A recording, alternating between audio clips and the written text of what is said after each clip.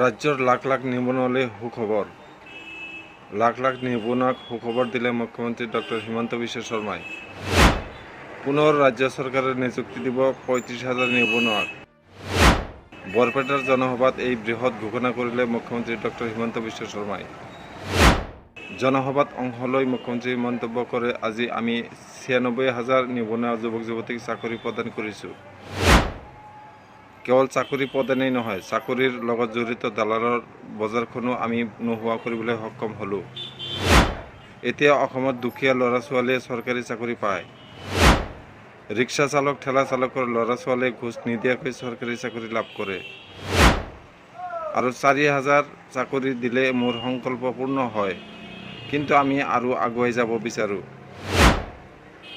১ লাখৰ লগত আৰু ৩৫,০০০ চাকৰি আমি নিবনুৱাৰ বাবে মুকলি কৰি দিম।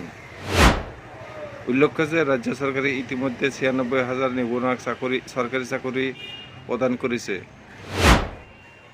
আৰু অচিৰেই ৩৫,০০০ চৰকাৰী চাকৰিৰ বাবে বিজ্ঞাপন মুকলি কৰিব বুলি মন্তব্য মুখ্যমন্ত্ৰীৰ।